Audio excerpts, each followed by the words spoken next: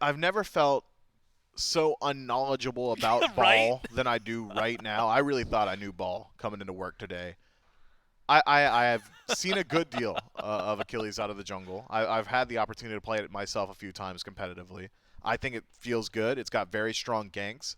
What I've always said about junglers is that if they've got some form of hard CC and some way to secure kills, they're going to work out of the jungle. Achilles has both. He's got great chase down with the combat dodge. He's got great CC lockdown thanks to that old or the stun. And should someone get dropped low, execute as just a finish off tool. Very strong as well. My concern does lie with Haddix out of the Soul Lane. I had actually spoke with Scream going into the set. We were watching the previous set, and I'd said, "Yo, Scream, what's the over/under on some Bastet today?"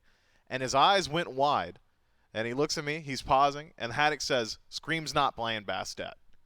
I didn't have the subtext. I didn't have the context of what that They really thought had you meant. knew something, bro. They thought you. They were like, "Yo, has this guy been spying Yeah, on us?" watching our scrims? No, I had no idea. I guess he had meant that Haddix was going to be taking the Bastet for himself. That's a lot of damage out of your Soul Lane, to be sure. Maybe a Soul Leader plus Transcendent style of build. A decent sustain. Oh my god, the Whoa! stun as well you can get from the Achilles. Yeah, that seems to be working out pretty well. Wow, just a lot of damage, and that was not from the one you were talking about. I mean, you get to balance this out. Do you think that this is? I guess the better question is this team tanky enough, or is it one that has to win quickly? Because we've been seeing long games, and I see Aphrodite. This is the standard that Yikes! she sets. Right, you do not have a lot of health to work with at the beginning. Hurry, lucky to get on out of that one. That's where my concerns start to rise up, Mifflin, is seeing things like that. Is this a team that if Kiermy starts doing what Kiermy does, is this a composition that can withstand it? I think so. So long as the Ravens can make themselves at least even or at a certain state of parity around the team fight phase, the amount of sustain here is just ridiculous, Gore. It's not true tankiness, Whew. but it's off tankiness. And it's a double stun from Scream. They only need a little more. And the shot just Tough. a little wide from Vin. Looks Landed like he the might one. have even wanted to go for more. Kiermy. Oh, he's been bullied. And that's twice now in mid. The damage has been good. And that is something we haven't got to talk about. A lot of hell support lately. It's been a while since she's been hanging out in mid. But the damage numbers that she puts out, and specifically that Vin has put out on this god in the past, is definitely something worth talking about. And I have distinct memories of, I think it was actually Variety's Hell causing a lot of trouble for this team, or at least this core on the Ravens. But those cleanses, they can do so much. Just like Kiermy's going to try to get something done. Good pull on to Hurry. That's going to be first blood. Easy pickup for Stewart. And a standard gank from Kiermy. Yeah, you got to see that early game. Shutting down that Aphrodite becomes so much more difficult once she ticks over to level 5, so catching her beforehand, an easy avenue to put the Gilded Gladiators in a good spot. Now it's up to Stewart and inbound. I don't think you need to have Kiermy continually rotating through the duo lane, at least not to deal with that Afro. Maybe if Barracuda gets a bit uppity in lane, could have Kiermy come back through. But for now, I think he's done his job, and the Gilded Gladiators duo needs to do the rest on their own. I mean, the composition from the Gladiators, we've talked about the Highland Ravens now, and for good reason. They're the ones coming with something off-kilter, slightly I've seen all that off-standard. stuff. Yeah, you've seen all the stuff from the Good Gladiators, That but ain't we've new. seen it all for good reason, Gore. I mean, those are all just really good picks. You've got decent sustain, much stronger initiation. So the question you'd asked me earlier, are the Highland Ravens tanky enough? Yeah. I don't think that's necessarily a crux of it. The defense will come, the healing will shore it up, right? It's how do the Highland Ravens start their fights? Is it Haddix ultimate? Is it a single target stun from Scream or Hurrywin every time? That's very difficult to play around, especially in the late game. Whereas the Good Gladiators, it could be a pool from Kiermy, from Scary D, a multi-man route from inbound. I mean, you've got ranged initiation from Stu to a certain extent with that Wild Hunt as well. So I think that's where the primary concern is going to lie with the Ravens is how do you start a fight if you're at an even state. From my head, the fight starts wherever you can make contact. Unfortunately, right? hearing you say that, the only thing I can think of is the whose line. Like, hey, whose line is it just, anyway? Yeah, and it's words that you would say to start a fight, and it's, hey guys, you want to start a fight? You guys trying to tussle? Maybe that's something that the Ravens have to do is just walk up, start a fight. Like you said, though, difficult. Objective play as well gets interesting. This Baba Yaga's been pretty solid lately. A lot of good damage out of that. You had mentioned, I think what Kiermy, Scary, as a crew are going to be able to do in terms of setup inbound as well. Now that we're starting to see level 5s. First Blood, you had said, not necessarily, I don't want to call it a gimme. Maybe a little bit of a gimme, though, right? It's an Aphrodite sub-level 5. It is where you have to get a kill. Do we get to see, and maybe that question will get answered for me here, Kiermi going in to start things, That's double huge. knock-up from him. It's going to force the Aegis. Snoopy chasing down Vin, but Scream's chasing down Kiermi. He goes out, gets a stun, looks for the execute, not going to connect. And Vin going in for the help, not able to find the kill for Scream, and Vin's just trying to dodge whatever he can, but the fire's too much, and they bite off more than they can chew. Now Scream running for his life. The root, not going to connect from inbound.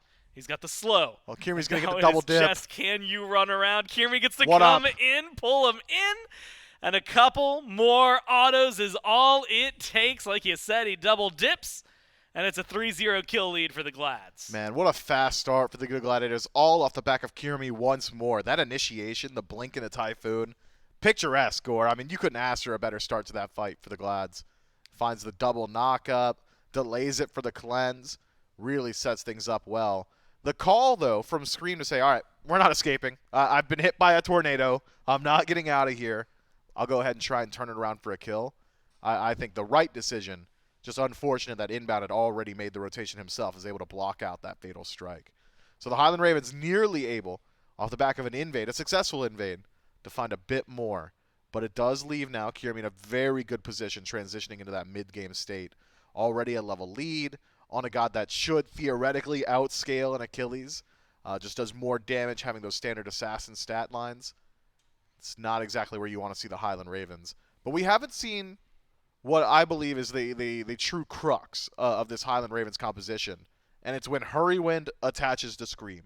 I think this composition becomes very different once that happens. All right, now Scary D, maybe a little more worried by this. Bastet doing a lot of damage. Execute, No it way! misses. Scary D gets the push, and he's going to walk away. The root, oh, the root from Haddix can only stagger him. Oh, Scary gets to walk away from that one, and you have to beat yourself up about that. That's 2 fatal strikes. That could have been fatal for the Ravens. And instead, it is crippling in terms of what it has applied for them. And Mifflin, what felt like a really good start. I mean, Scream had some really nice damage plays early on. Now I'm starting to have second guesses. All right, he's going to land one ultimate, and And we're it's going to be gonna back on the absolutely insane. Achilles He's going to get a train. triple kill with it. Yeah, you're right. It's not the end of the world for him. It's The definitely damage just a rough output's there. It's a rough start. Should he have hit the ultimate? Yes. And if he had, we're not concerned about it. I trust Scream to be able to find at least one throughout this game. You could also That's trust such a that. low bar. Oh, you could also trust that Haddix is just clowning Scream right now. Oh, yeah, for sure. I mean, listening to those two bicker back and forth is one of my But favorite dynamics in the Not league. only that, and it's also in like Haddix's like very chill Oh, voice. very monotone. Like, oh yeah, man. Yeah. You're gonna miss those. Oh, so like junglers are bad or what? Yeah. Like maybe if you hit your abilities. Maybe next time I play Achilles. I already got the basket off you. Like, what more do I got to do? You know, stand up. Give me your keyboard. I could see Haddix playing with 2 keyboards at once. I couldn't. That's got to be impossible. Yeah, you'd have to find some weird tech to get that to work. Or a third arm. That's just impossible. A lot of damage, though, from him. And that's something I was thinking about. The Bastet in solo. The amount of times, I want to say, early Season 8 that we got to see this was absolutely insane. Of course, the one that stands out the most has been mentioned a couple times in solo lane. Nika playing it while they were qualifying again. Gets a pentakill over on left on this pick. Round 2. Yeah, round 2. Scary D Boogaloo. He gets a push onto Scream. Stun's going to be good this time. Pull back from the Bastet. Damage is there. You gonna hit it this time? The burn opens it up. Execute is there. The heal is too good. Scream, maybe not looking too happy. Doesn't necessarily use the ult there that time, though. So forcing Scary D to play safe. Forcing out maybe some defense from him. And to play under the tower. Trying to get Haddix ahead. Yeah, I mean, it's clearly a strategy that should work, right? Theoretically, Bastet's got the lockdown on 1 to make it simple. Cleanse to get through the stun, Hurrywind and Ven, just sustaining through every single bit of the damage here from the good Gladiators. What Invade. a painful combo to Yeah, play against. invade unsuccessful, by the way. I mean, That is literally you could do whatever you want. I'm not playing your game. I'm going to ignore your CC. I'm going to ignore your damage, and we're going to move forward regardless. That is got to be incredibly frustrating. But nonetheless, it's a low cost there for the Go-To Gladiators. Just an attempted green buff invade. One of the lower value buffs on the map. You're really only going for it for the experience in gold. So nothing major there. I imagine we see Scream spend the next couple of moments finishing this Transcendence. Probably want to wait on this next Mace item. Could even be like a Hydra's. Yeah, it feels like Achilles out of the jungle really has good auto cancel potential. And then we're going to start to see a little bit more. Continued attempts on Scary D's life also not off the books. Certainly feasible from this position. But as the game starts to get a little bit later and Scary D starts to stack up a little bit more defense, starts to put more points into that heal, it really does change up your mathematics on when you're allowed to go for the execute. Well, maybe skipping over the Hydras here. Straight down Prophetic Cloak lane, huh? Yeah. Could also be Magi's, but which CC would you be worried about? No, yeah, he's propheticing. He's going to see so much future. Really? Okay. Well, so I'm excited. I mean, there's a lot of CC on there. Maybe trying to dodge some of the pulls, right? Roots, things like that. I mean, yeah, there are plenty. But I just feel like Hurrywind's going to do that for you, right? Yeah, good point. That's kind of like Hurrywind's what just he's going to do it. Yeah, that's why we got him. You know, Ven will do it for you. Yeah, you really don't need to sacrifice that much in the early. But getting Prophetic a bit faster just allows you to stack it up, which makes sense to me. Well, right now, stacking things up. Gladiators looking for the Gold Fury. It's only about 600 gold separating these two teams right now. So this will be what should set them apart by a significant amount. Gold Fury goes without contest because the Ravens are over there on the Pyromancer. That one, however, is not going down as easily. Scary D and Kierme are around here. They have unleashed it. Hurry. Finally drops it. Jump in from Haddix. Gets a little damage. Snoopy's come over here. Gladiators take that one away. And it's a shot over the wall. An easy pickup. And that's a double objective scoop for the Gladiators. Man, so simple for the Gladiators. Handed the Pyromancer on a silver platter there. Kierme's ultimate through wall. Just too threatening. You needed to either dedicate to the fight or really hope that you win the coin toss. And it's a weighted coin toss for the Gladiators, considering that the Highland Ravens have not got a standard mage out of mid. And hasn't exactly gone down the full damage tree. Instead, Lotus in second slot means that your damage output, although good, maybe not matching a Typhoon. The Highland Ravens now significantly behind, but we've seen plenty of games this quickly get out of hand to this extent. 2,000, 3,000 gold. Yeah. Not exactly what it used to be in Smite. At this point, I think experience the more important of the two, and largely even in that regard. Yeah, small level bump for Kierme, but that's matched by Hurry on the other side, so that's where, as you had pointed out, that number maybe equalizes a little bit. It is wild, though. I mean, 2,000 gold, like 12 minutes in, 2,000 gold, we used to be talking about that. It was not game-ending, but such a good spot to find yourself in. Now, if you're not 5,000 gold 15 minutes in, it's what are you even doing? We're going 40 minutes. Like we got a little while. And so we'll find out where this is going. It is still a nice little lead, though. And I think we'll see it manifesting a lot of ward coverage from the Gladiators as of right now. And the ganks have slowed down from Scream. You were right, though. Prophetic, as well as now the fully stacked Transcendence for the jungler. Which means that we're in for maybe a treat. He's a slightly aggressive positioning alongside Hurry and Vin. And he's going to go for a little bit. Good walls from inbound. Not only stopping any chase, but also blocking Scream off. It's going to be a very easy disengage for the Gladiators, and they don't have to worry about this Achilles in the jungle. You know, Achilles is actually very good at stacking Prophetic, by the way. That Shield Bash, the first ability, surprising range. You don't need to hit the stun to get your stack. Tier 1 tower, this is going quick. Not only is the tower going quick, inbound, his health bar gets shredded. Scream Yikes. has to use the ult to disengage. Here's going to be the Typhoon. Knock-up is good. Hurry. Still you have alive? to imagine wants to save him, but the ult, it's already been used, and there's just nothing he can do. Snoopy, with a clean shot, is able to get that kill in the tower. Mifflin left standing. The dynamic healing duo connect again. And maybe this will be the push they need. But they lose their jungler. And that's given Kierme a little free reign to run around. He's over in solo. giving Haddock some trouble. Yeah, now Haddix has to just give up his blue buff. Great timing from Kirby once more, who has been the silver lining for the Gilded Gladiators more often than not. 3 out of 4 affected kills, starts things off well, has a lead over Scream. Kirby looking very good here in game 1 of this set. But the gold lead hasn't moved, has it? This 2,000 largely Yeah, it's maintained. pretty much the same. More significant, the experience is now starting to join it. We're now cresting that 2,000 mark there. You're starting to see that really around some of these mid laners, about a level there, level out of the jungle. Scary D's nursing about a half level lead as well.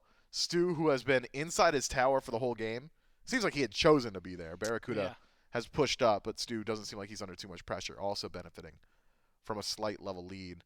This all does lean itself towards a Gilded Gladiator's aggressive push into the Oni Fury. 2 seconds till it respawns, and already Kirby and inbound hovering nearby. I wonder though, do you have the resources on the Gilded Gladiators to stop all this healing in an actual team fight? Charlie had called it out on the desk.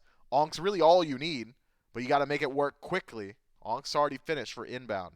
Keep your eyes on that relic. That's a major indicator of the Gilded Gladiators' team fight presence. If that relic is down and the Highland Ravens are still 5 strong, good luck keeping them away from being 5 strong, right? Good luck knocking down that first target. Grouping from the Ravens, this time for the Oni Fury. Last objective didn't go the way they wanted to. Scream looking to be the one doing the zoning. Haddix as well. They've got the damage potential. Oni Fury dropped. And Haddix caught out by Kierme. 2-level difference between the 2 assassins. They're going to fall back. Pull. Good pull from Scary D, and the boulder as well keeps Hurrywind falling back, but the healing is still there, Mifflin, and it's working out well. Snipes coming down from Barra. Scream loses his life. One more shot is all they need, but Barra has already used all 3. Kierme low, the Gladiators. They might not be able to pick up the Fury, but they're going to get away with this one. Healing for the Ravens. It's actually going to allow them to re-engage. A little poke from Haddix. Despite losing their jungler, and maybe arguably losing that fight, they have the healing necessary to sustain through it. They're going to lose the Pyromancer on the right-hand side, but they'll get themselves the Oni Fury, which was their target to begin with. It was, but look how far up they are in mid. The Gilded Gladiators could have Haddix on their heels. Haddix, no access to ultimate, means that he'll just have to let this one slip away. But the fight could very easily drift towards the right-hand side as well. Kirby, Scary D, both low. Haddix hovering in the jungle. We'll check his blue buff first. Unfortunately, still there. Instead of the invade, this time the Gilded Gladiators had eyes for the structures. We'll knock down the Tier 1 tower. But in doing so and leaving the blue buff available, essentially leaves a bit out there for Haddix. Okay, go to your blue buff. Don't look for us. Had he realized Kirby was so nearby and so low HP, maybe could have potentially found the first kill of the game here for the Order side. Gold, it's not moving a whole lot. And these team fights, we're starting to get to the point now where that healing is really becoming an issue. The Ankh goes off there, and fortunately Scream does die. But so quickly did Ven and Hurrywind get back to 100% HP. That's why we see the objective go their way. The Gilded Gladiators do not necessarily want Pyromancer. It still is a consolation off the back of a alleged team fight win. Keeps them pretty much right where they were, right? Gold lead, 3,000-ish, just a little shy, about 2,800. 3,000 experience, so you keep highlighting that one. That number's slowly but surely crawling towards the Gladiators. The map state isn't too different for these teams. Kind of mirrored across the diagonal. Tier 1 in left still up for the Ravens, and otherwise all their Tier 2s. And then Tier 1 in right up for the Gladiators, along with all their Tier 2s. Fire Giant, 18 minutes, feels like a magic number for when he can be looked at with some seriousness when you're not necessarily stomping.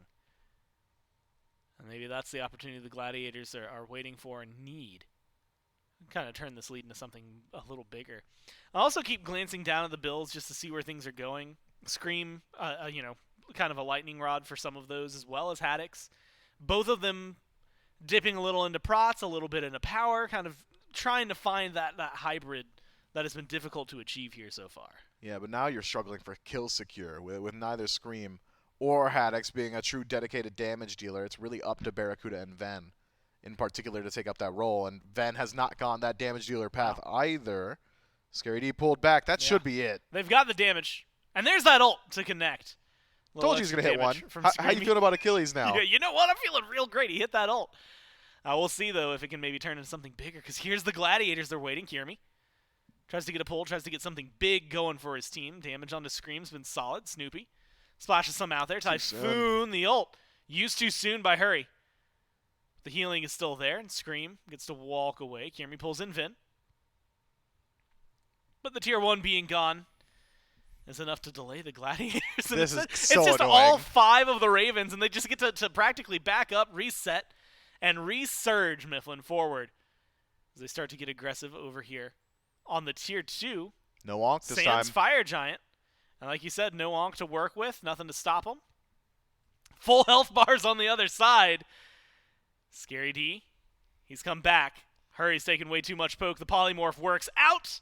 And that's going to be at least 1 kill. Now inbound, the rest of the team starting to chase the Ravens. Vin gets low, Vin rooted, Vin pushed, and the damage is there. What a pull from Scary D. Kiermy is going to kill him off. But it's all credit for the solo laner. Stewart, couple of autos, it's all you got to hit.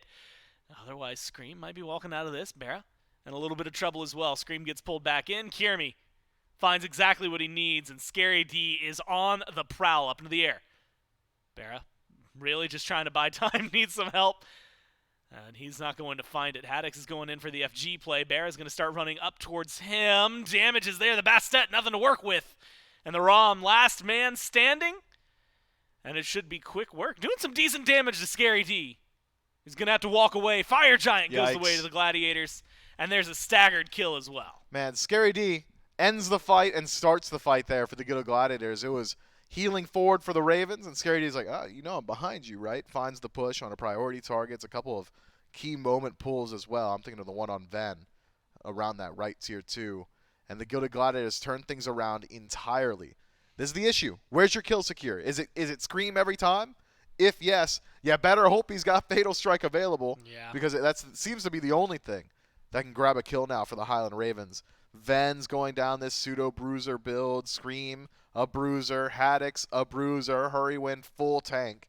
So Barracuda, the only actual dedicated damage dealer for his team, nearly top of the charts, matching up with that soul laner. But it is inconsistent, and with everybody else being light on the threatening meter, right? If you're not concerned about the damage output from Haddix, if you're not concerned about the damage output from Ven, what's to stop the Gilded Gladiators from just walking past them and jumping onto Barracuda?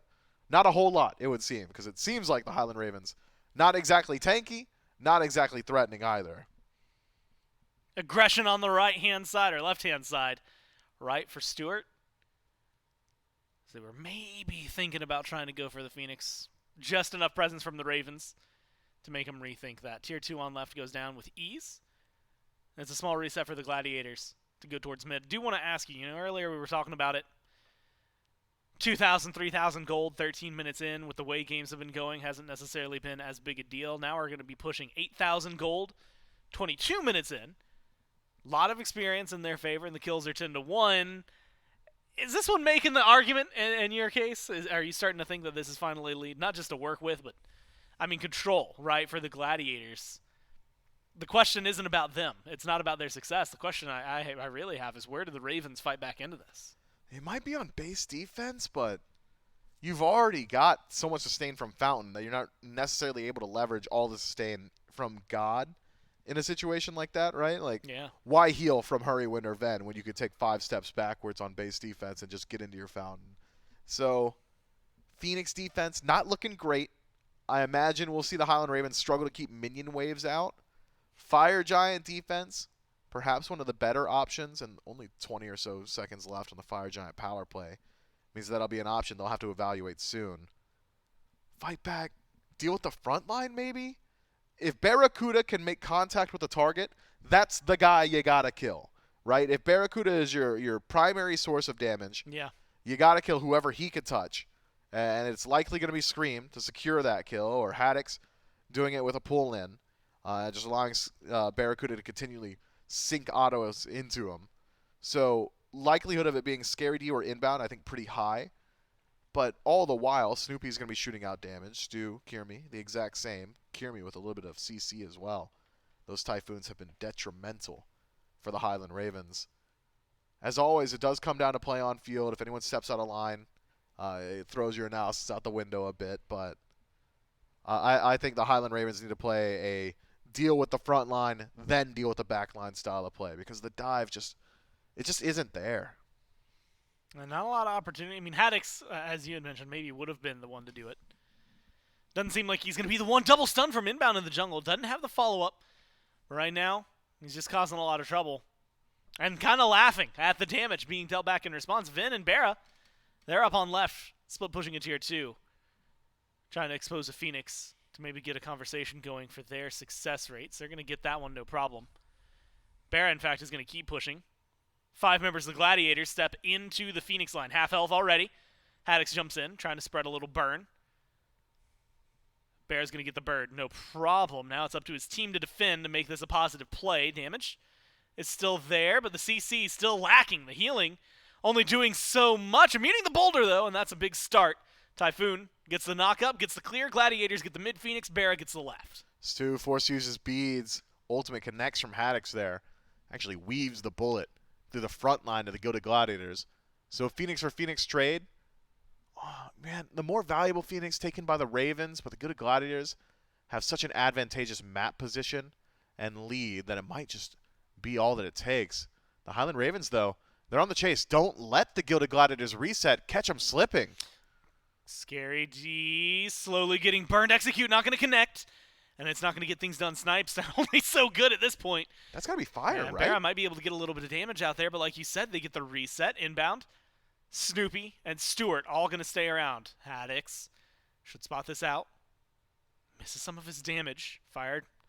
Kind of a slow burn. Scary D's teleported back in. They might not be able to do this the way they wanted to. Stewart, though, is getting burned down. This is the opening. This is what they need, but they aren't getting the kills. Barra fighting Scary. Scary with the boulder takes him out, and that's the turnaround. The Gladiators, he's still walking. He's still moving, and Haddix has fallen down. The Gladiators are taking him to town, and they are winning this fight. 3 gone, the healers left, and what are you going to do about it? Inbound, Cure Me, and the rest of the Gladiators chasing him down with the Phoenix exposed. Mifflin, 1 more kill is all that stands in the way. They might not even need it. Walk it in and take game number 1 from the Ravens. Yeah, the Ravens, they overcooked it, Gore. Those P's and B's burnt to a crisp, man. There's just no damage in this comp. Ideal situations, everybody landing everything, nobody dying on the Gilded Gladiators. Maybe things are different if the first 2 executes of the game actually connect. Maybe Scream transitions the build a little bit more damage-centric. Felt like he had to go protections because of how the early game had gone. But if your composition is so contingent on the first 5 minutes being perfectly executed, I'd argue you should probably do a better job in P's and B's. Yeah. Does not instill a lot of confidence in him. And then Inbound says, don't worry, I got you, implying that this will be a 2-0. So it was a very weird dichotomy to get from 2 players of the same team. And he's on the Ratatosker. So I guess I'm going to ask you, are you on Team Kierme or Team Inbound for this one? Is it a 2-0 or are we going 3 just based off what you see right here before we get into the game? Yeah, I mean, these drafts are interesting. I'm not sure I share Trelly's concerns with the early game of the Highland Ravens because I'm looking at the Gilded Gladiators. I'm like, who's getting it started? It's got to be Kierme. Haddix is not getting soloed by an Odin. That's just simply not going to happen. I don't imagine Ven's getting soloed by Morgan Le Fay. And Hurrywin maybe falls last game, but the displacement of Ratatasker as opposed to Susano, much lower. So I don't think Hurrywin's going to have the struggles in lane either. And then the ADC matchup, I mean, it was a snooze fest, for lack of a better term, between the two. Barracuda tries his best to pressure in the tower. Stu sat in tower. You know what I mean? So he just hung out. Yeah, he hung out there. So I don't see where the concern lies, unless it's legitimately just right here. Well, Vin Kierme takes might a lot be of dead. poke. Good knock-up. Scream. Has to find the last couple of hits. There it is, Vin. Might be dead. Gets the first blood. And that's exactly what the team needed. Snoopy's relatively low as well. Can't even step up too far without being in the danger zone from Vin. Look, all I'm saying is, Kierme, you say, are you okay with this set going 3? And then he gives up first blood. Maybe a little suspicious. Some insider trading. Did you put some money on this game? No. I don't have enough to do that. Yeah, me either. You're still recovering from that $5 bet with chat. And it's been years. Yeah, I'm gonna be honest with you. I'm surprised I remembered that. That came out of somewhere deep in the dredges of my brain. You still waiting on your 5, huh? I mean, at Must this point, be. we've probably traded 5 back and forth 1,000 times. Right now, they're Ooh. trading damage back and forth in mid. Vin, Kiermy, Snoopy. And Vin is able to walk away pretty happily here. Hebo with First Blood is not typically a good sign for the other team. I mean, this is a guy that the more he gets online in terms of items, the better he does. The question I have for you, though, is he's gone away from the Doom Orb that I've kind of gotten used to seeing. Like, and admittedly, that's been in the jungle maybe for the move speed, but do you think that it should have translated in mid, or do you not mind the change up? Seems like a lot of mid laners have completely foregone Doom Orb in their builds. It's an expensive item. You can get your penetration elsewhere. Movement speed's more of a luxury than it is a necessity. For mid laners, that is. We need it out of the jungle. Stop touching my speed buff. There was true malice in your eyes. Like, No, I yeah, actually for saw sure. them flash red for him. Yeah, I need my movement speed. But mid laners, I mean, Spear of Desolation into Rod as a Hootie does largely the same thing for around a similar cost, and it scales better into the late game. So I'm thinking that's probably the avenue Ven's elected to go down here, and I'm not going to argue against it.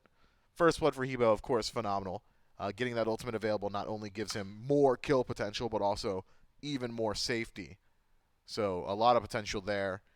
If the Guild of Gladiators want to shut down Ven, they've got about a 40-second window here to do it, I think.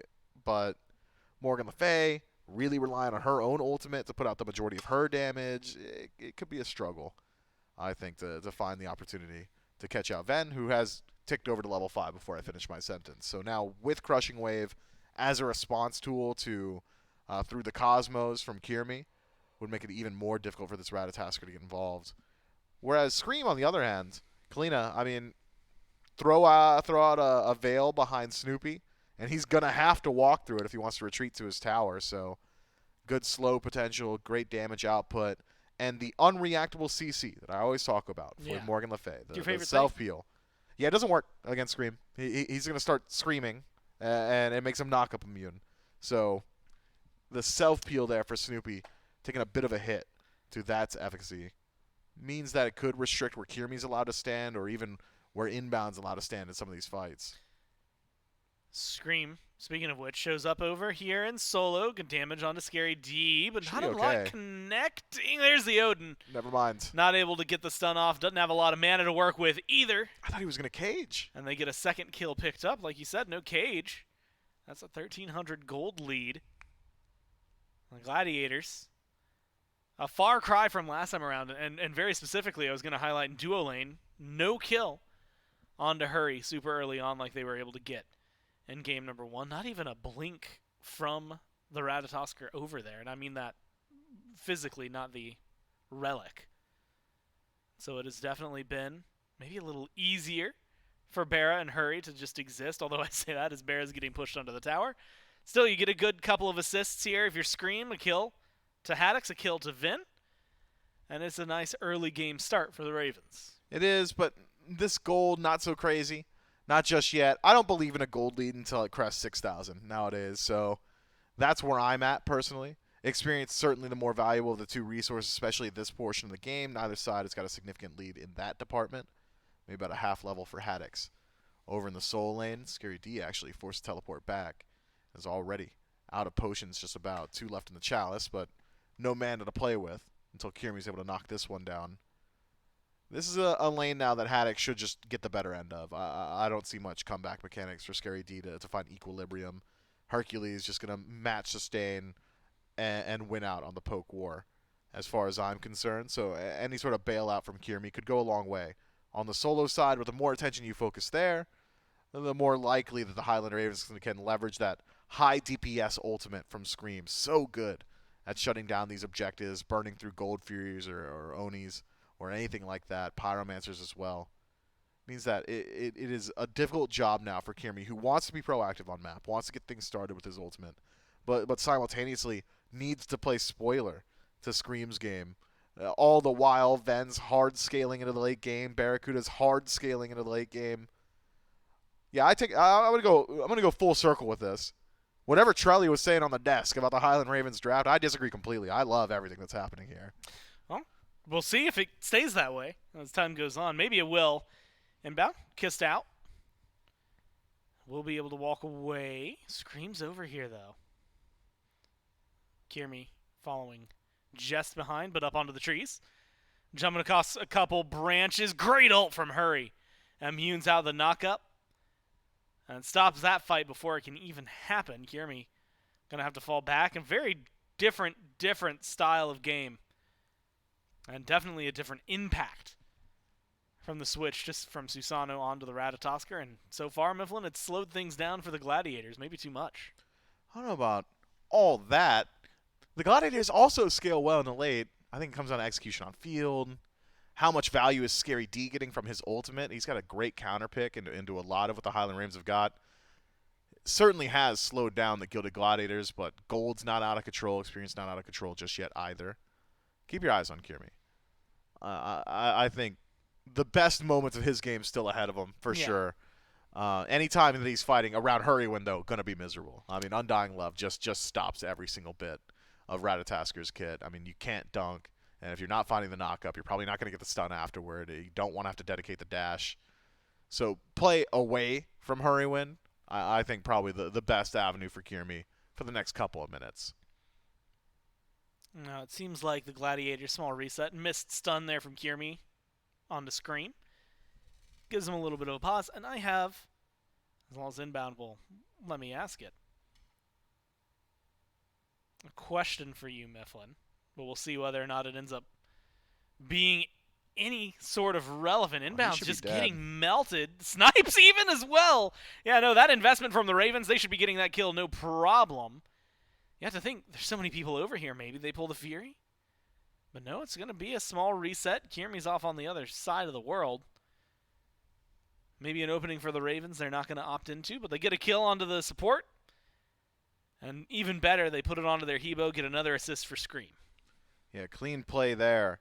It does go without showing, but it happened. Kiermy lines up against Ven in the jungle, actually forces that crushing wave defensively. Kiermy eats the brunt of its damage, which is why he's so low HP around that speed buff, and allows Ven to reposition with that ultimate and get involved and take away the kill from his ally. We'll call it kill secure. I'm not sure how necessary it was, but another kill on your Hebo always feels good. And the Highland Ravens now starting to stack up a pretty nice lead for themselves. I imagine we see them move in towards the Gold Fury relatively shortly. Screams hit some pretty significant power spikes. We'll have that Transcendence finish stacking pretty shortly. And maybe even a Soul Eater in the next slot. If that's the case, maybe no Gold Fury pull. You got to wait a little while to stack up your second item. But there is certainly a lot of burn potential. Secure also favors the Highland Ravens. Even in a no ultimate game, right? Let's say every ultimate's off the map. The Highland Ravens with Water Cannon or Water Spout should be able to outsecure just about anything the Gilded Gladiators could throw at it. So Gold Fury certainly on the menu for the Highland Ravens. The Gilded Gladiators, on the other hand, play spoiler. Make sure you're holding on to Kiermy's ultimate. He needs to be ready at all times to defend either neutral objective. We're about a minute out from the Pyromancer spawning up. You need him available in either of those scenarios. But that's got to be so frustrating, where Kiermy has to think to himself, well, I can't gank where Afro is, and that's mid now, so I can't deal with Ben. I could rotate over towards Barracuda, but he's so good at buying time. Rat sure could likely chase out, but Rom's a very safe pick.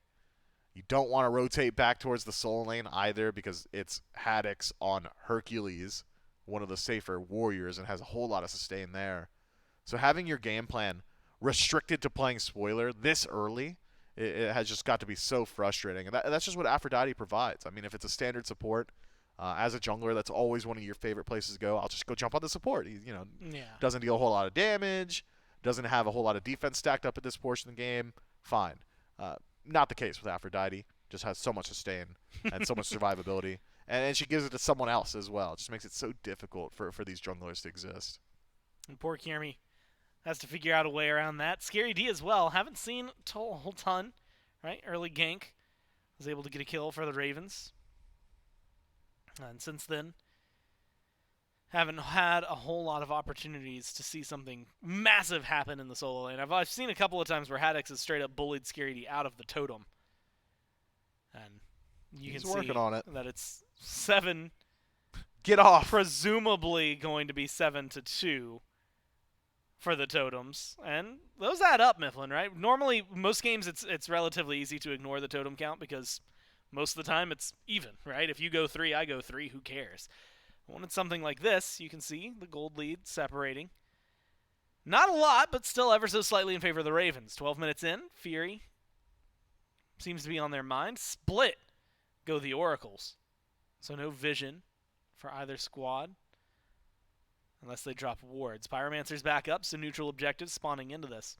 And I will use this time to ask you the dumb question I was going to ask you earlier. Oh, you said it was a good question. Well, I think it's a funny question. Oh, nice.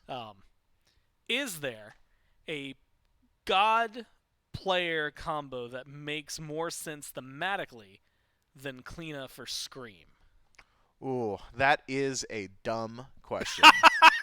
You are absolutely correct. Oh, man. Thematically. Maybe one day we get the crossover that gives us like a Snoopy skin for Snoopy. Isn't a Tanuki essentially a panda cat? Like, isn't it basically what that is? Yeah, kind of. So Yeah, Danza Danza and Burrow and Panda Cat. God, I miss that guy. Tune in to the SEC in North America. I believe he's playing mid. Yeah, right after broadcast today. I don't know if that's his team, but that is North That American is when North SEC. America Yep. happens, yeah, for SEC. And if it's not today, then unfortunately that just means you're going to have to tune in tomorrow after SPL, see if he's playing there. And if it's not then, try the next day. Yeah, try again on Sunday. A lot of competitive Smite to watch. Wait, eyes up, Gore. Never mind. Go back to talking about whatever. The Gold Fury pulled and dropped immediately by the Gladiators. Pulled a second time? Question mark. No inbound, just walking through. The team scatters to the wind. Mifflin, it looked like they were maybe going to feint towards a fight. But instead they're going to play patiently. That Pyromancer, taken earlier by the Ravens, gives them a small bump in gold. And we're at the 2,500 gold mark. Definitely starting to see the team push their limit. But 13 minutes in, we were actually talking about this in Game 1. This isn't as much overall for the Ravens. But I want to do a check-in with you and look at the items, look at where these teams are, and see if the power spikes we're seeing, specifically that Ratatouille I see for Ven, is that enough over what Snoopy has amassed that the Ravens can start getting a little more proactive? Ven certainly does much more than Snoopy right now. I mean, that's the simple truth of it. It's not just that he's got a tier 2 over the blank third slot of Snoopy, but it's also the Ratatouille being his second item. Is just so important. So ability to secure kills, I think, significantly higher from Ven's build and God selection. I mean, Hebo's just the magical assassin for a reason. So ability to play around objectives, I think, very high. The willingness to use your HP as a resource to poke out, I think, also very high here for Ven, thanks to the sustain built around him. So ability to play around him, yeah, I'd say so. The Highland Ravens could start to look towards this Gold Fury. That's not to say that they could just pull it with wild abandon. It is likely the Gilded Gladiators, just by showing face, will be able to spook them off of it once more. But looking at where Scary D is standing and how far away Snoopy is, I don't think that's happening. Ravens pull the Fury, grab the Fury, no problem. Kiermy knocked up, forced to dash away in order to stay alive. Gladiators, no chance to really get into that fight thanks to the zoning from Haddix. So the Ravens, despite the fact that they aren't finding a lot of kills, 3 still to 0 for the leaderboard, push their gold lead a little further. The objective control now staggered a little bit out so they can focus on the Pyromancer when it respawns. And map control, Mifflin even going in their favor. Only one tower's fallen this entire time. Finally, a second one will join it. One tier 1 for another. Gladiators lose one in mid. Ravens just now lose their tier 1 in left in the long lane. And a small reset for the Gladiators to try and get another crack at this team fight and potentially prep for the Pyromancer. Yeah, Pyromancer will be back up soon. Is there anywhere they would fight beforehand? I mean, with the tower on left already taken, Yeah. I mean, Reason would be a free pick on Hurrywin Well- feels real good, but how free could it be? Well, Very. Polymorph is there, and they're going to find it. Stun's good. Chase down good. How does that happen? Barracuda literally disengaged right next to Hurry. Hurry was DPSing the neutral camp with his ADC, saw his ADC's DPS stop completely, and I'll just do it myself, I guess. I mean, must have been a miscommunication. Maybe Hurry just called his wife, so Barra, stop being scared. We can do it ourselves. And simply not the case. Pyromancer has spawned up in the Highland Ravens.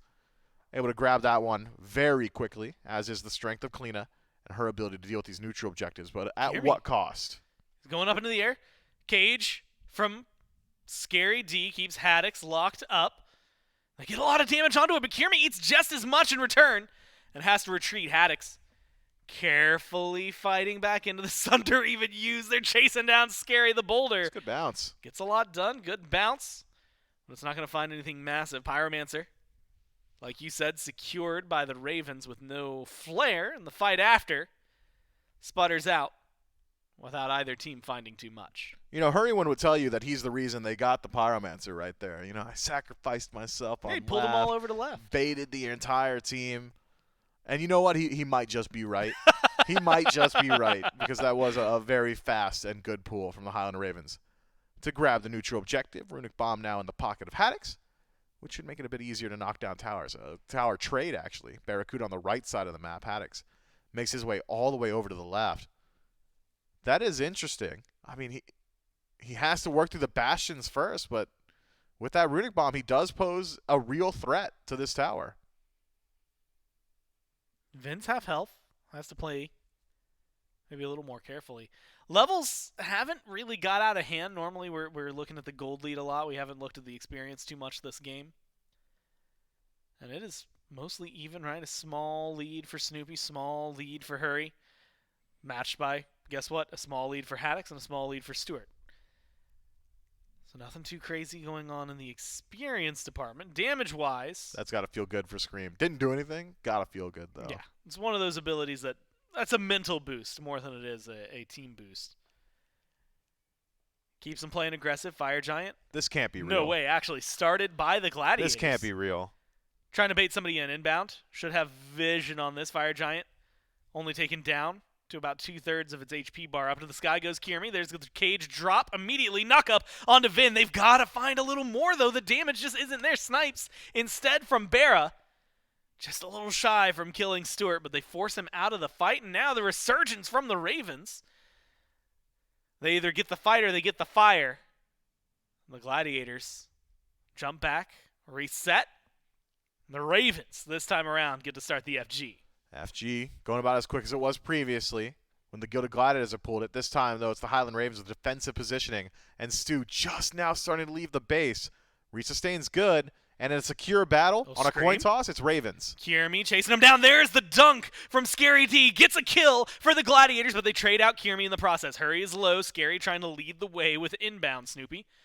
Finally going to be joined by Stewart the backline. Reunited for the Gladiators. Not able to do too much. Scary finds a massive stun. He's doing so much in the back, and he's got no help. Low health bars. And unfortunately for Scary, he goes down. 2-for-1 trade. The two backliners and inbound have to back away. Whoa. Stewart knocked up. The damage from Barra almost enough. To the point where his ult has almost come back. Haddix chasing down Stu. Won't be able to lock him up, but can fall back. Fire Giant Mifflin is no longer being asked about. Pyromancer going to respawn in a second. Same with the Primal Fury on the other side of the map. The Ravens get the better end of the trade, and they get to back off. We're still talking the 4,000 gold, though. Nothing too crazy. 20 minutes in. And still in the realm of possibility, as we just saw, for the Gladiators to clap back. Yeah, Scary D has got to get a little bit reeled in here by his team. Got to reel in that aggression. The willingness to step forward, amazing. Primal Fury pulled once more, burning quickly, and the Gilded Gladiators. Credit for this one, but as always, at what cost? God. And this time it's Snoopy and Snoopy's relics, I believe. That's beads for the next 3 minutes, just about. That's an easy Fire Giant pickup for the Highland Ravens. If it had to be anybody, I don't want it to be Snoopy. Would have much preferred to be inbound to fall down there, or even maybe Kierme or Scary D. Your mage so important at this portion of the game. Fire Giant pulled once more. Good luck to the Gladiators on this defense, 4 versus 5. Scaredy sees it. Kierme, Stewart, in the nearby jungle. Inbound taking a little longer to get here. Fire Giant, 1/4 of its HP left. The Ravens still keeping DPS there. They're going to secure this one, no issue. Vin uses his ult to hold on to that one. 4v5, as you had mentioned. Knock up good from Vin. Scary D takes a lot of poke. And who else would lead the way? Vin and Haddix taking the steps forward for the Ravens. They're chasing them down. There's going to be the lockdown, the damage. It's good enough to get a kill here on the inbound. Still Maybe alive. not there, finally. They're going to end it. Stagger this one out, 30 seconds without the support for the Gladiators. Kierme locked down under the tier 2.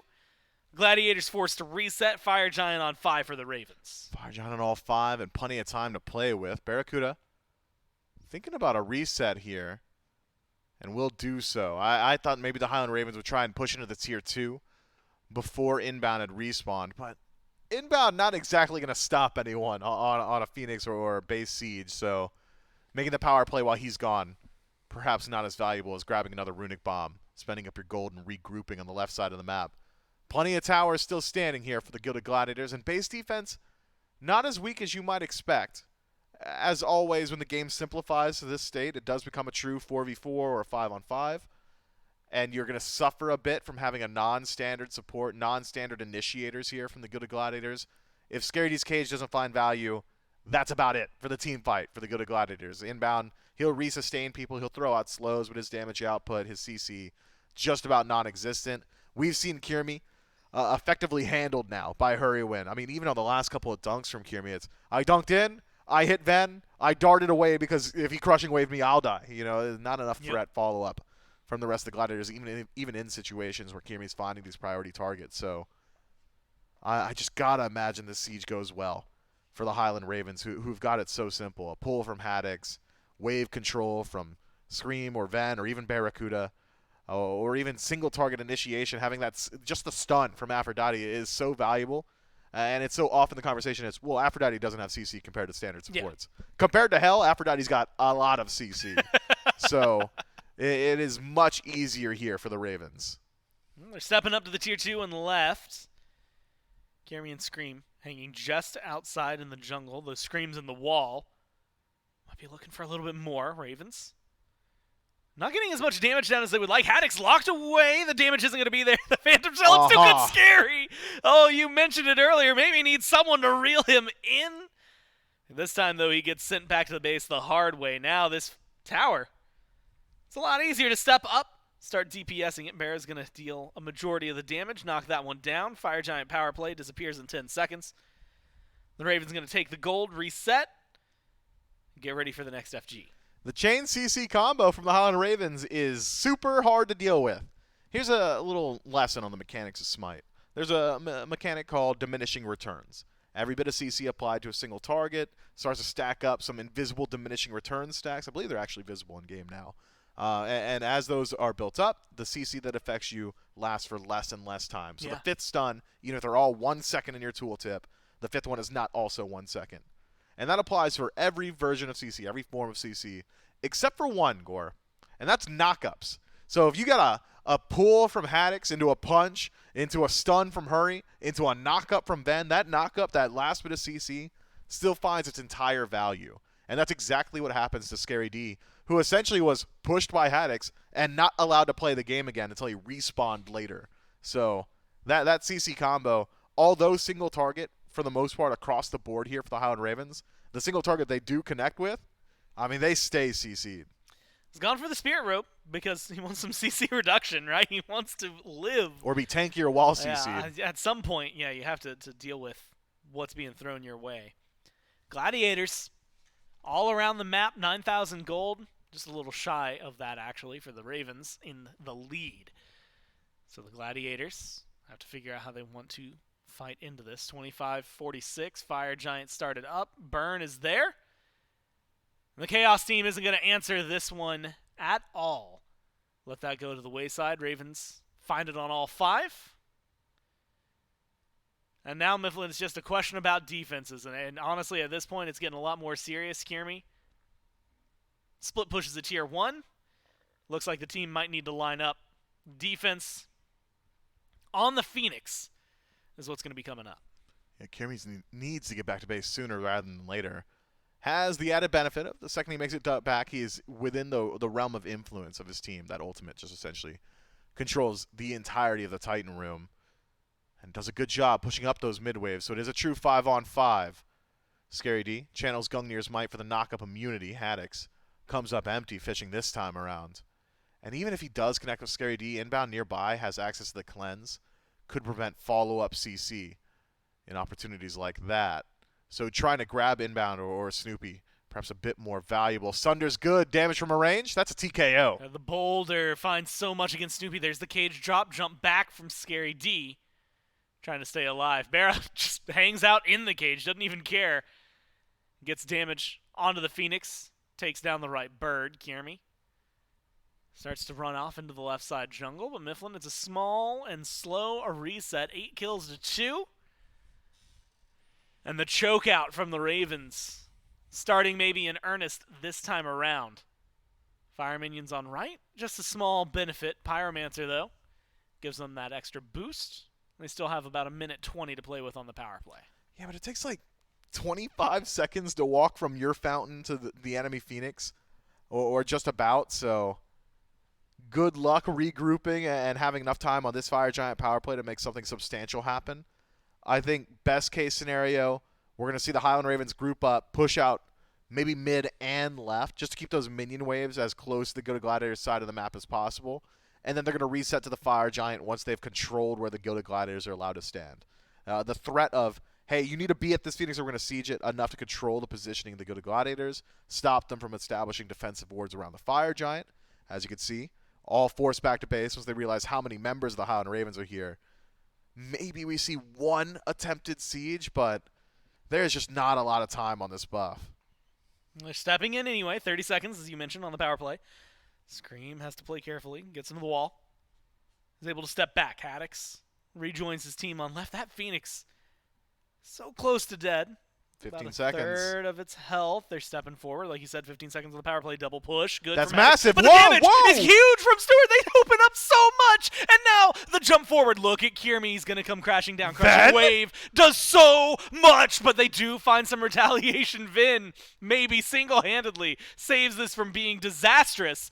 Forces Scary D to fall back. That's going to slow the Gladiators down, but a great, great set of kills onto the back line.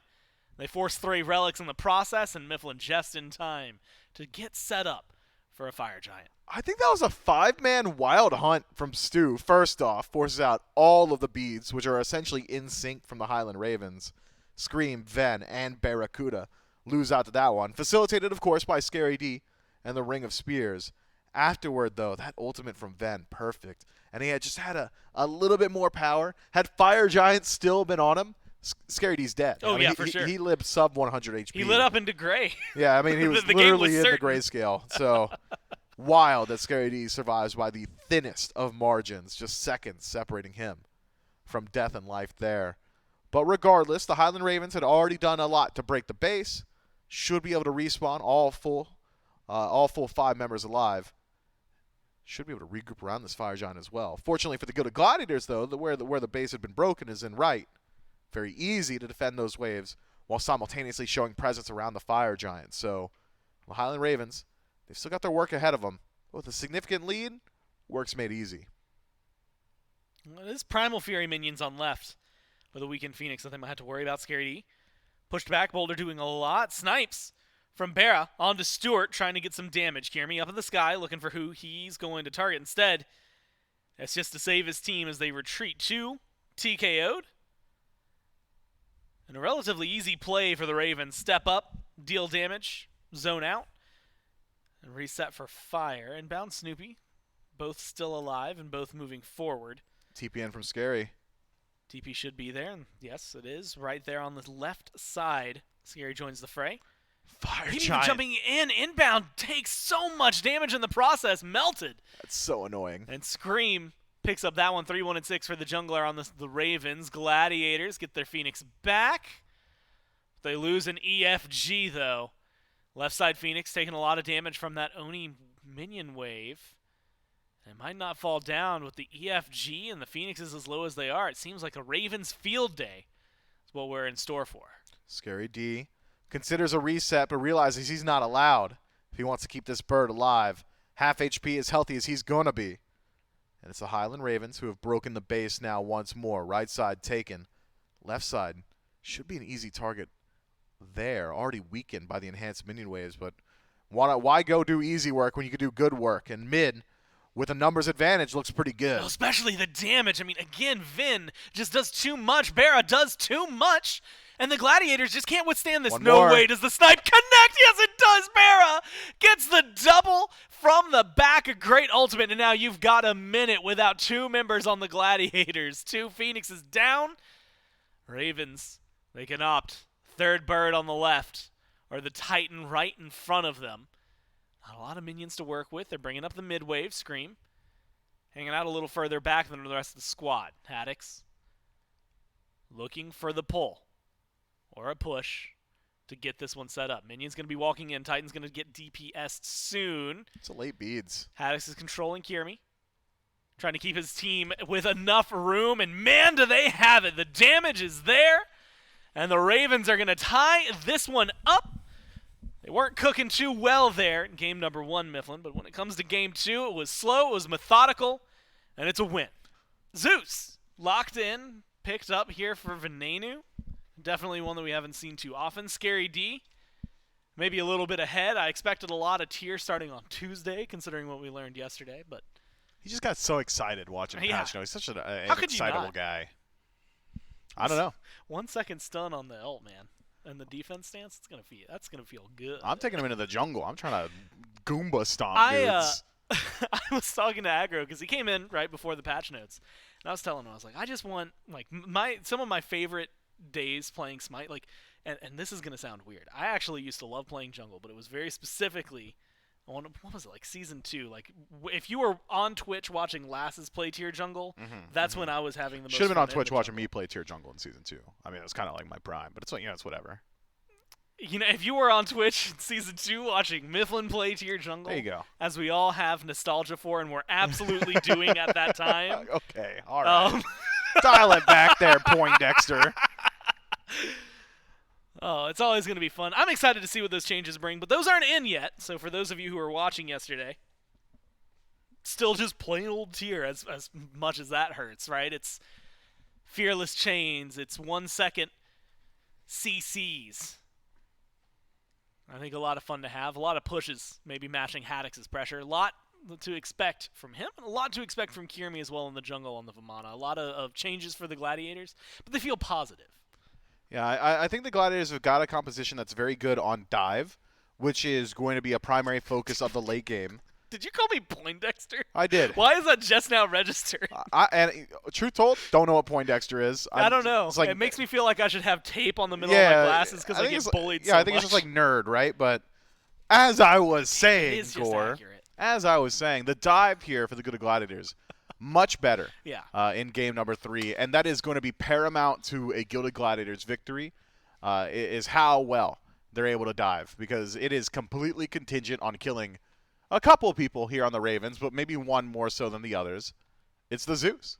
If Zeus is allowed to free cast in the team fight and sit in his lightning storm and chain lightning consistently and throw out all these detonates from range, I don't see how the good Gladiators win a team fight against that. I mean, it is so difficult when Zeus gets rolling to stop just the raw damage output that god has. But once you have got a successful dive, a Colossal Fury, maybe Scary D's forcing out those resources defensively, things get a little bit easier. Zeus is forced to use his ultimate a little bit more defensively, and you're not nearly as worried about the rest of your team. Once that Zeus is off the table, then it's, okay, well, Scream's on Bakasura, and he's got to get in my face to do what he wants to do, so you can punish that. There's good CC options on the good Gladiators for that. Or, okay, well, Barracuda is doing a whole lot of damage, but ADCs don't really connect with priority targets all that often, and if they are, the fight has already gone pretty south, I'd say. So first things first for the Gilded Gladiators in team fight, and if the desk is to be trusted, we're probably going to get to these team fights, deal with this Zeus. Highland Ravens, though, dealing with the Zeus and keeping him alive, simple, I think. Hurry Wind's just going to kiss him. Yeah, it keeps things very easy. You also have to talk about the fact that you mentioned the Zeus ult being used aggressively. We've also seen it several times in the past where people just drop it on the Gold Fury on the Fire Giant, burn an objective, and they don't really care whether or not you're going to join the fight. You can't because it's just a giant no play zone. Options, options, options for Venenu.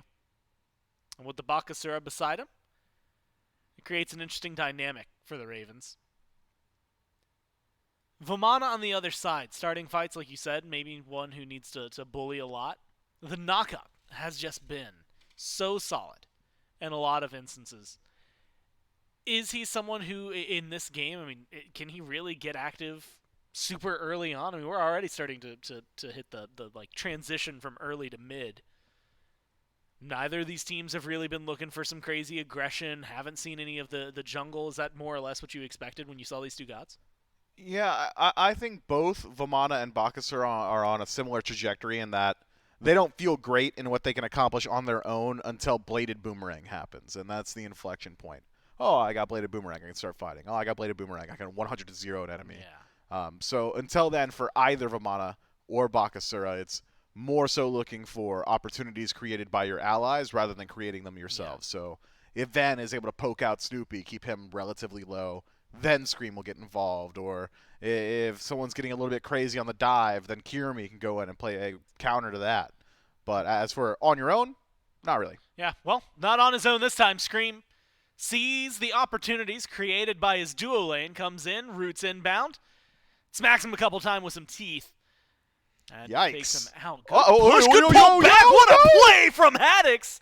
And if you're going to get first blood on the left, you want something for your team on right. Unfortunately, for the Gladiators, it all comes crumbling down. What a great Hercules play to just showcase the strengths they have, Snoopy. Home sweet home, trying to get something cooking in mid. No and way. I don't know if it's going to work, Vin. He's so low, you have to have something. But no, it's not going to work. He gets the detonate. You have some help from Barra, and that's all you need. 3 kills in 3 lanes, all for the Ravens. Oh, and Shadow Lock damage is delayed, so Ven makes it back to base regardless. Miserable start here for the Gilded Gladiators. Haddix turning around the 2v1. Ridiculous. The punch and a pull reverse combo, delivering him into the tower. Picturesque. Stewart and Inbound getting baited into a 1v2 that was always a 2v2 with Bakasura just hanging out nearby. Also, just a miserable situation. And then the ending there, had Snoopy connected Firebolts, it's over. I mean, you just got to hit your shots, right? It would have been simple. Grab your kill. You're not worried about the detonate. He didn't hit his shots. He didn't hit his shots. Didn't hit his shots. Man's got to get back into aim labs a little bit, and work on that. Because getting danced on by Ven on tower line is not ideal. Barra as well. Good ult to just come in, create a little bit of separation for him. Well played. Put some damage out, too. And not only that, I saw the pause at the end of it. We've been talking a lot about early gold leads, things like that. It's been about 2,000 gold now, separating them after those 3 kills.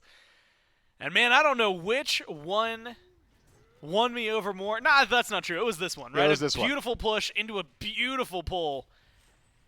There's not a lot you can do about that. You just got outplayed. Well, there are a couple ways to avoid it. There was 2 on field. And don't get pulled back. Don't get pushed. You can CC immune the pull with your ultimate. You could have Kirimi tank the tower for you. You could have not been trying to walk into his tower in the first place. There are options. Are they realistic?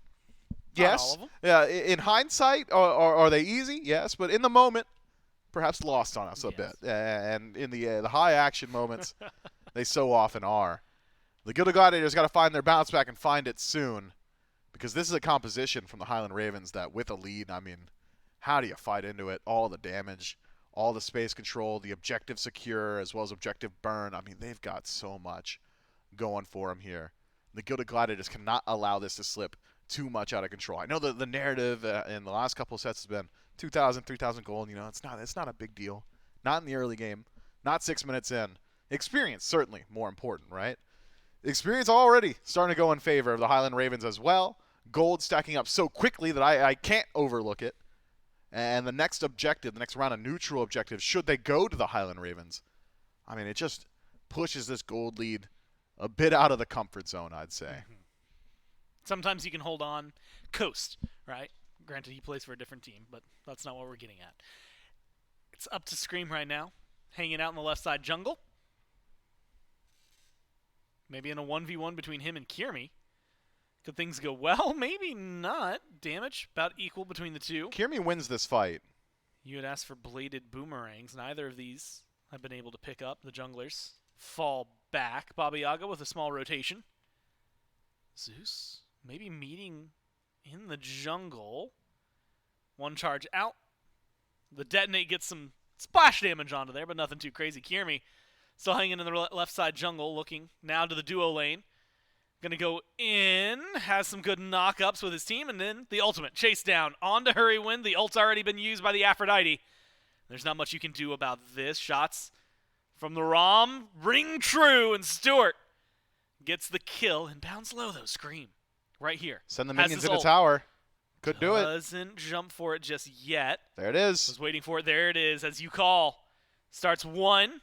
Maybe immediately looking for the chase down onto Stewart. Is getting the damage, but does not have it all. Gets the double kill. Needs a little assistance from his team. How's Snoop does doing? End up trading his life. Snoop, you can't stand here. Snoop, you got to walk into your tower. Yep. Okay. He tried. All right. It just doesn't work out for him there. Right. Double kill for Scream, and then a pickup on the fadeaway for the Ravens. Make it 7-2. 3 still dead. Right. You feel pretty good about those rotations now. You do. I mean, first off, sick play from Scream. Ult into the tower so the minions tank it for you. Great. Makes perfect sense.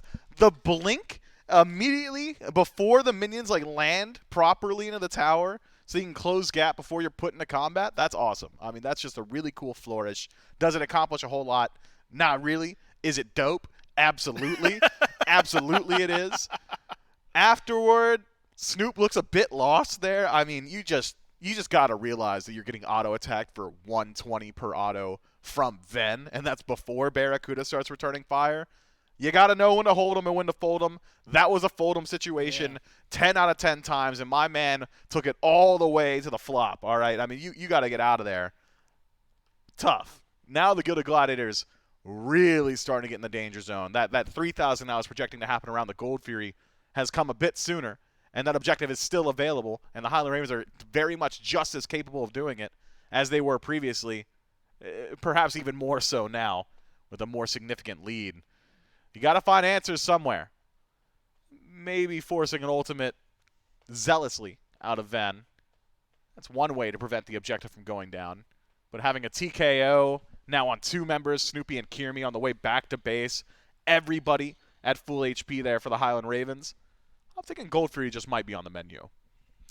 Well, another brief pause as the Ravens and the Gladiators push their way through Game 3, although it might be more of the Ravens doing the pushing right now. The Gladiators just trying their best to dig their heels in, push back. It has been some really interesting plays so far.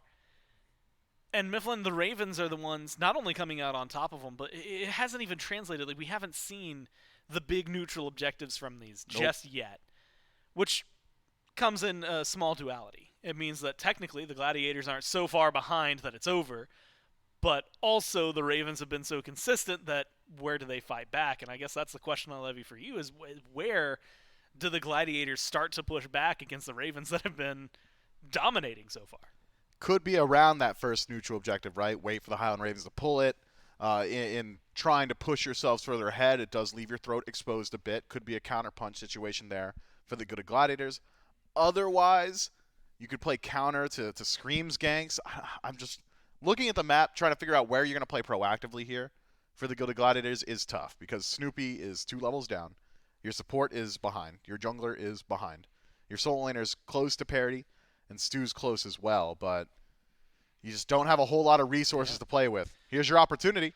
Got one chance. First neutral objective. They take it as well. They actually go in and get it done. The Gladiators now just have to get away. They just have to survive. Barra ults forward, wants something to show for this. Oh, but they're not able to close out the kill. Stu gets to fall back. Scary DE. And a precocious spot. Might actually even go for something massive here. Haddix not going to get the pull. And the Gladiators, within moments of talking about it, step up to the neutral objective, and they fight the Ravens and come out on top. Armored Umbrella has got to be the stealingest ability right now. It just feels like Vamanatu has taken everything, regardless of who's playing it, what set it is. I'm thinking about a couple of Fire Giant steals. I'm thinking about this Gold Fury steal now as well. Kiermy making it happen for his team. The Highland Ravens, though, have done a lot up until this point to put themselves in the lead, so could potentially try once more around the Pyromancer. But you gotta think, right? I mean, you just saw the Gold Fury get taken away. Probably takes the wind out of your sails a bit. Just reset to neutral, go back to what was working for you. Perhaps on the mind of the Highland Ravens, but stronger minds will prevail. Nothing ventured, nothing gained. Pyromancer pulled once more and burning quickly. It's just inbound nearby. And the Ravens will secure this one for themselves, putting the bomb in the pocket of Hurrywind. I imagine we see structures next. Knock down the dual lane tier 1 tower. Certainly easy. Just got to get into the tower range essentially to do it. The bomb will do the rest of the work. Or even pressuring through mid. Snoopy has been struggling in this matchup, given the Gold Fury and a little bit of time to farm up on map. Has caught up a good deal. Remember, it was a 2-level deficit just a moment ago. Now 12 between both the mid laners, Ven and Snoopy. But knocking down his tower and forcing Snoopy into a more precarious situation if he wants to farm neutrally could be an avenue forward for the Highland Ravens. Definitely some wiggle room. The Gladiators have to play carefully around this hard. Zeus. That is the thing I am learning right now. That Rada Tahuti working wonders. 006 for Barra in terms of the KDA. 3-0 and 1, 3-1 and 2. Then Scream, respectively. Scream, in fact, maybe even looking for a little more. Inbound, just around the wall. He surely just what is he looking to accomplish here? He surely just goes back to base. Maybe he's trying to stop the dive, but he would just be the dive target if he gets spotted.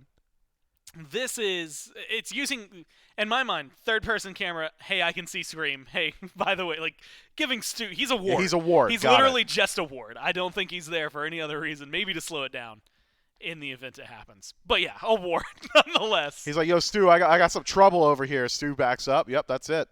I mean, he kept Stu alive, but at the end of the day, it surely was just about the Tier 1 tower. No, that's fine. Tier 1's going to go down on the left-hand side. Gladiators losing the first tower of the game. Barra backs away. That ult as well. The Chernobog, we've talked about it a lot.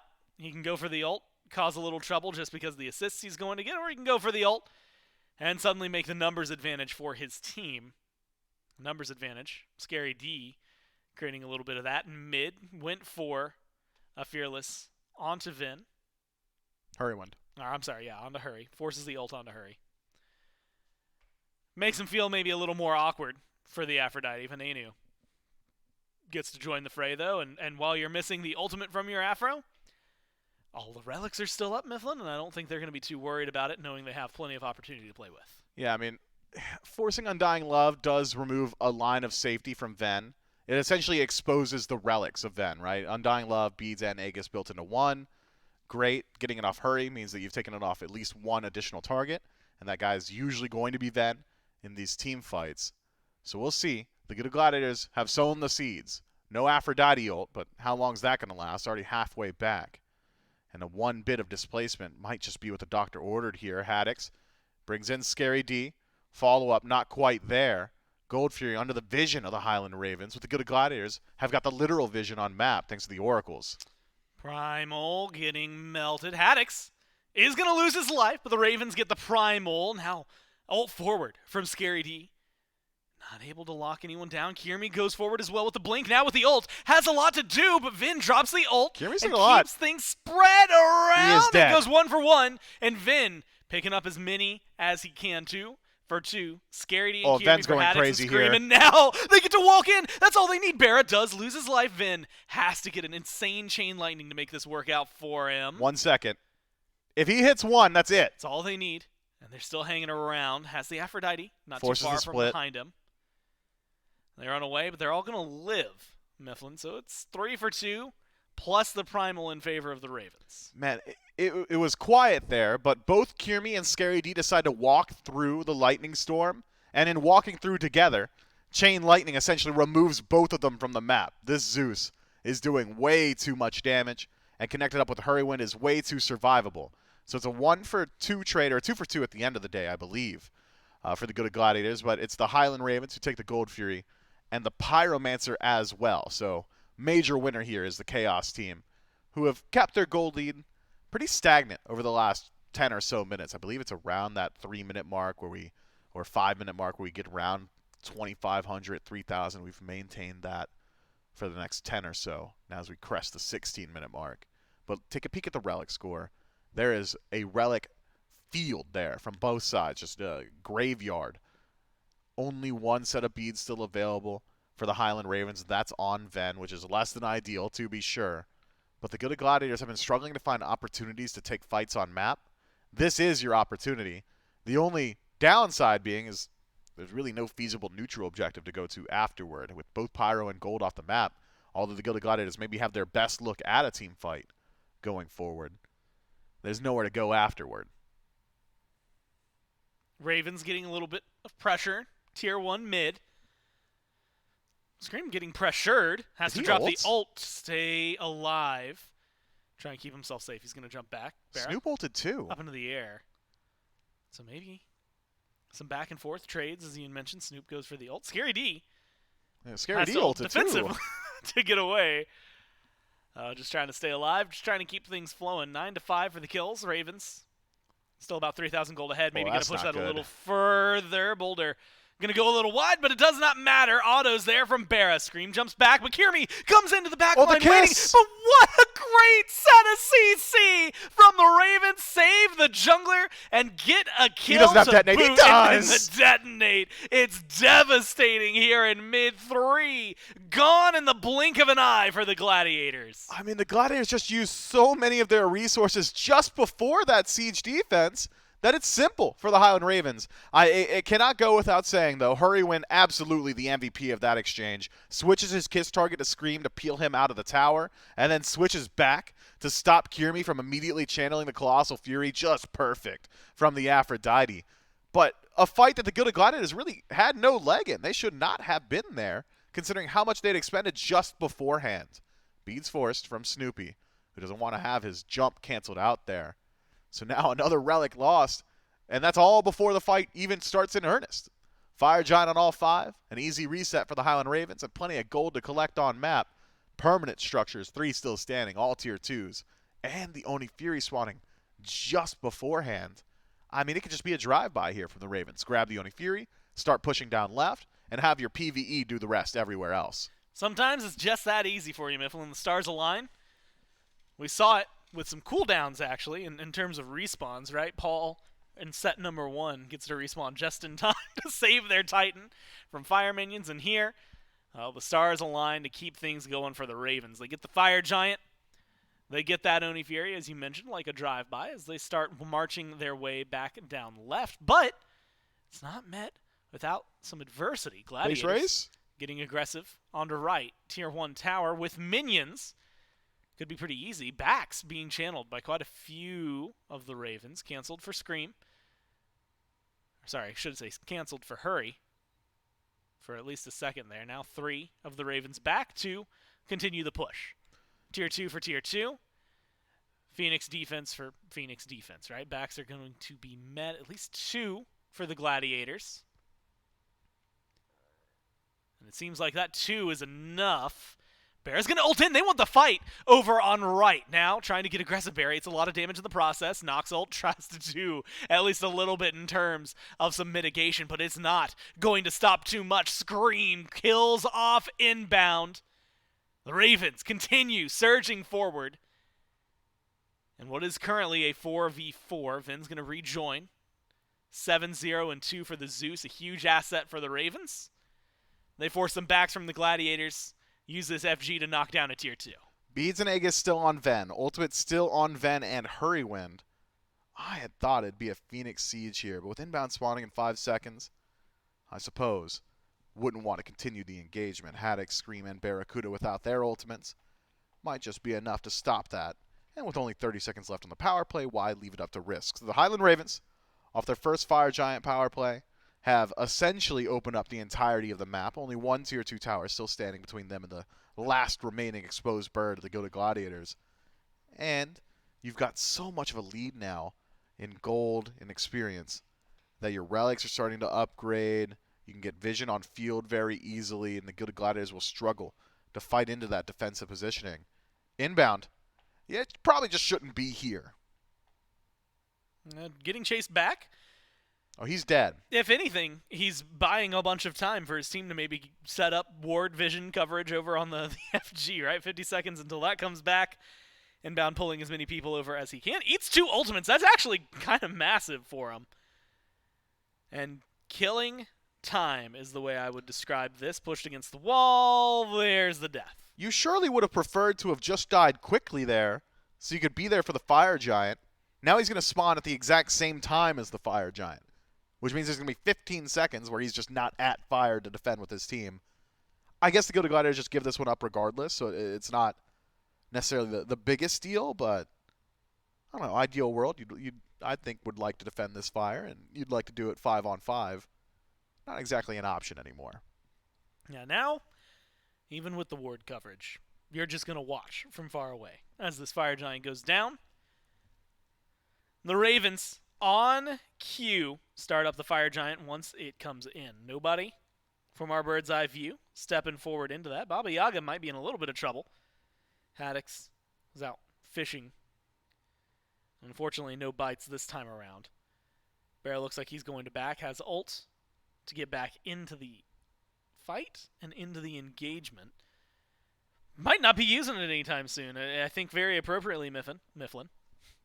We're going to see the Gladiators back up to base. They're going to look for their Phoenix defense, and so I question you.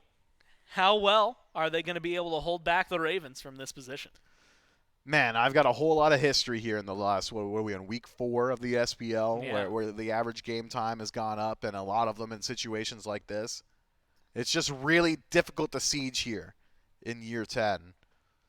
Will the Gilded Gladiators stop the Highland Ravens? I don't think so. I think this is going to be a fast one, Gore. I was hoping to buy more time with that question, if I'm being honest with you. Yeah, it's the Ravens with a back reset. I mean, I can go into it. Well, I mean, it is. Where are their issues outside of the fact that there's a 7-0 and 2 Zeus that seems to be free casting? I mean, that's the crux That's of it. a pretty big one, huh? You've identified issue number 1, and it's actually the issue we identified at minute 1. Do you want to go all the way back to the beginning of this game? Like I said, the Gilded Gladiators, if they want to win any team fight, they got to start with Ven. Yeah, you did say that. Ven has not been started with. I mean, and you shouldn't start with him anymore. I'm not even sure if he's going to kill you. Gone to half HP at this point. It feels Oh, like for sure. Oh, no, yeah, at the very beginning. He was almost killed off until Barra saved his soul. Oh, that's right. and got him out of there. So he did almost die. I feel like he might have soloed Snoop from there. I don't know. It definitely doesn't feel like things went well. Oh, no, you got to that's be not careful good. with this. This is a lot of damage. Man. There's a lot of spread coming down. Vin, Scream. They pick up 2 kills in the blink of an eye. Stuart Snoopy forced to fall back. Oh, and Kierme, he's running around. The Fountain doing as much work as it can to keep him going. Left side Phoenix down. Mid Phoenix follows quickly. Right side Phoenix, you'll never guess this. The next target of aggression for the Ravens. 3v5. The 2 carries plus their jungler cannot step up. The Gladiators watch their base get broken down. Is that it? Easily. I thought, man, Zeus is ridiculous at fighting in the Titan room for a few reasons, Gore. Reason number 1, Lightning Storm, just a great no-play zone. Reason number 2, Chain Lightning bounces off Titan. You could just hit the enemy Titan, and you're hitting everybody in that enclosed space. So I thought off the double pick, that was it. Instead, the Highland Ravens going to take it slow. Likely weren't expecting to go down even once in this set, so do not want to leave it up to risk here. The Gilded Gladiators have shown up against the Camelot Kings that given an inch, they'll take a mile, so the Highland Ravens will leave nothing in the question mark department. Instead, reset. We'll wait for this next Fire Giant. Not enhanced, not this time. So I was wrong, Gore. The Gilded Gladiators, yeah, I mean, they defended. I mean, their Titan's still alive. Yeah. No birds left, but that's better than I had projected for them. You thought? Yeah, I guess in their defense, you thought it was going to end there. I thought it was it. Admittedly, I saw the Those timer guys for died Ven's ult. so fast. I felt with the ult coming back up, it was going to be Well, hold on. Snoop's faster. dead. But now this is the moment. All And right, the mid that's laner's surely just it. gone. That's surely You've it. got fire minions. You've got ults where it matters. You've got a Zeus who is 8, 0, and 4. On top of the damage charts right now. Inbound steps forward, tries to create some space. Scary D, Kiermy, trying to get something done. Scream starting to fall low. Snipes are even connecting, but I that's think not he gets out of good. range. Scary D chasing him. This might be too much from the Ravens. Scream goes down. Barra half health. Vin has used the ultimate. They're not going to get the Titan right here, Mifflin. They're going to get bounced back. And it's just like you said, sieging, as of right now, this year, has been difficult. 8,000 gold. Oh, no, 10,000 gold as they start to push it. But with no Fire Giant, the Titan stands. The Ravens go for their consolation prize, which is the FG. So we've seen now what happens when a singular lightning storm doesn't work. Ven whiffs his first one of the game, and it completely fizzles the entirety of the team fight. That's it. You still got Fire Giant on 4. There's still 3 birds dead for the good of Gladiators, and everybody is still squishy to Ven, and even squishier now with Obshard finished up. So, going forward, you could wait on CC. You can wait on a whole lot of things. I think, if anything, Lightning Storm should not be used to kill initial targets anymore. Yeah. Chain Lightning does enough. You've got the damage output. Scream does enough. Barracuda does enough. Lightning Storm is your end condition. If you can get into the Titan room and Lightning Storm is up, the Titan itself will not stand up for long. Items. Almost either full build and finished if you're the Ravens, looking towards upgrading maybe relics, some of the extra gold you have. But the focus, Mifflin, like you said, maybe getting this Zeus in there, alive, safe, chain lightning. He just Plus hits a so detonate. hard. Those are the tanks. Yep. Right there. And they were sharing else? defenses with each other. Anyone else probably dies. Straight up. You got to be worried. I think if you're the Gladiators, especially if you're the back line, Haddix goes for a pickup, can't find it. Left side Phoenix about to respawn, which in order means what we're probably about to see. Mifflin left, mid, right. Knock them down in order. All right, left. See if they can maybe get aggressive. Good positioning from the Gladiators in terms of defense. They're chasing out Scream right now, who's in a 1v2. Jumps over the wall. Gets the disengage he needs. Rest of the Ravens get aggressive. Mid-Phoenix minions doing a little bit of work. Remember, this isn't an enhanced Fire Giant. It's just the normal one. Backdoor protection's still there. Fire minions step up. Barra presumably could have stepped in with him. Maybe get a couple of hits, but doesn't feel safe. Has to play it carefully, Scream. Full health one more time. As 5, the Ravens step forward.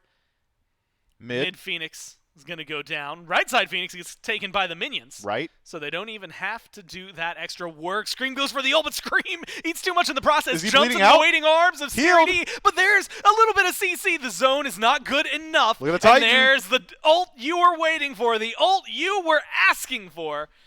Vin, with as much damage as he does, helps the Ravens close this one out and win the set. Real difficult to get it into the Titan room, but get in there with some resources and the Titan will fall.